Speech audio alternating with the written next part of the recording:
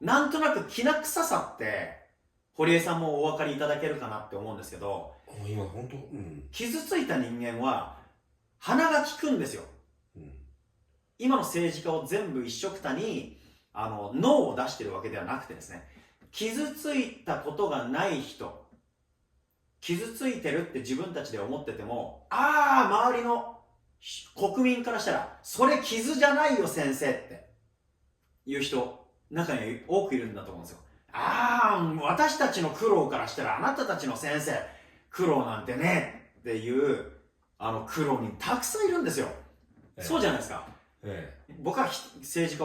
の現職の人、もしくは先人の政治家という人たちを否定するわけでは決してないのは分かってくださると思うんですけど、ただ今おじいちゃんお父さんが引いてくれた孫の代の政治家の人たちがたまたま親に引いてもらったレールの上に走ってるだけ、作ってくれた座布団にたまたま生まれただけ、その人たちが政治家になったらどういうふうに国民の苦しみを自分の苦しみだと思えるのって。その人たちが政治を操ったらそりゃいかんせんどうにも なるわけがないんですよ。なりにくいです。これは本当そうですよね。だったら豊臣秀吉は百姓上がりだから百姓から出なきゃダメです。百姓から一国の総理大臣を出せるぐらいの国民にならなければ世界的に通用するわけがございません。特に自由の国なんたるかっていうんだったら、その国の人たちに発想の見解の自由、自分たちで何を起こすか、どうせ何々しても無理だろうじゃなくて、いかにどうするかっていう大国の考えに絶対に日本もそうじゃなくて追いつけ追い越せるんです。だって日本は強い国だったんですから。それが憲法の改正の本当の主義思想に根底が核としてなってなければいけないと僕は思ってるんです。それを国籍がとか言葉が違うとか、そういうことに照準を当てるのはマスコミメディアは情報操作をするから。テレビなんて簡単ですよね。本当の事件事故が起こったって、絶対血が出てしまったり、YouTube だったら乳首が出たら規制してから映せない、放送できない、放映できない。テレビであれば血が出てしまった、誰かが事故してしまった、そうなってしまうと放送規制が入りますよね。それを何とかしなければいけないというふうに地上波のテレビでは出しにくくなったから YouTube っていうシーンがあって YouTuber がバッと増えたのに YouTube 規制がどんどん厳しくなってるじゃないか。これは政治がなんかしてるなってなるわけですよ。僕はこっちも情報操作かいと。 AI が判断してるからそれは絶対に言ってはいけない言葉死語だね。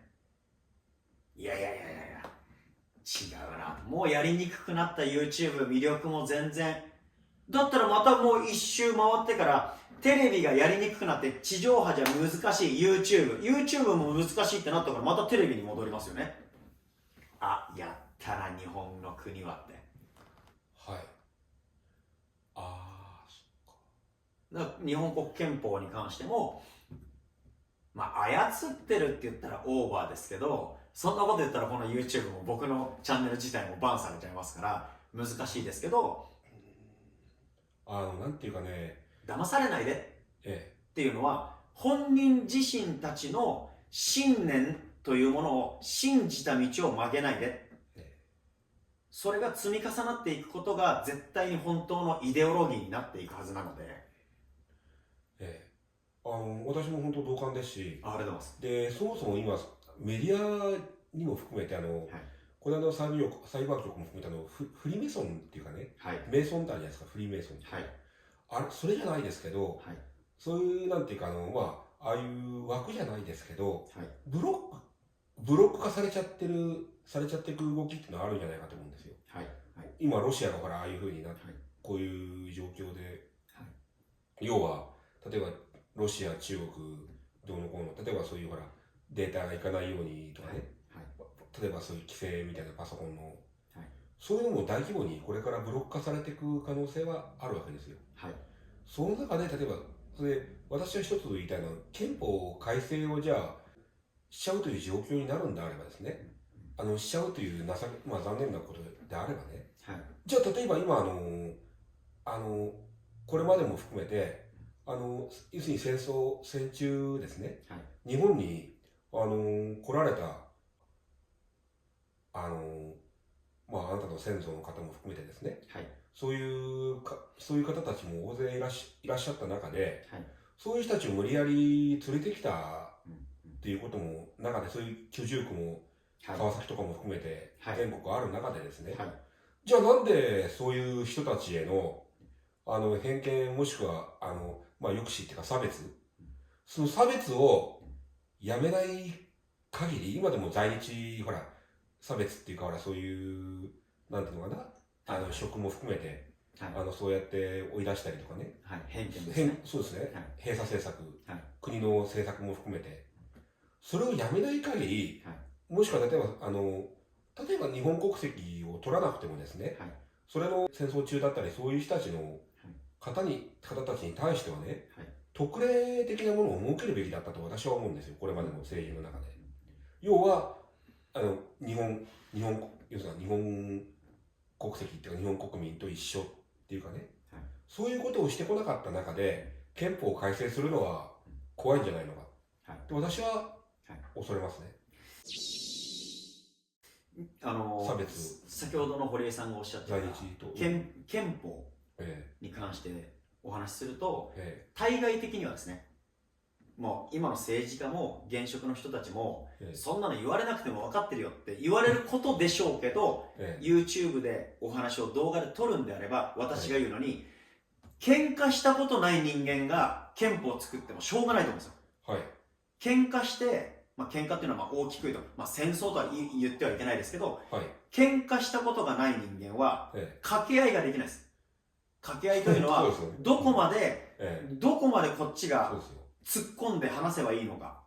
でもあちらが突っ込んでくる。あちらは上等だと思って突っ込んできますよ。その駆け引きの掛け合いの仕方分かんなかったら、こっちははったりでも死ぬ気はできてんだよっていう覚悟と話をしないと、あちらはやっぱり、こいつ出てくるかもしれない。もうその押し引きと駆け引きと声のトーンだとかそういったものが、って思うわけですよ。政治家を見てると。いや、外交的にも、総務もそうですし、見てても、ちょっと待ってくださいと。もう少し、あちらはこんなにマウント取ってきてるんですから、こっちがこういう風な、ある程度下からなのか上なのか、押してもダメなら引いてみなって、いろんな手法の経験をしないと、掛け合いになりませんよと。いや、言われてからこうやってやっても、もう、ごますったり、手引きしてるわけではないのはわかるんですよ。はい。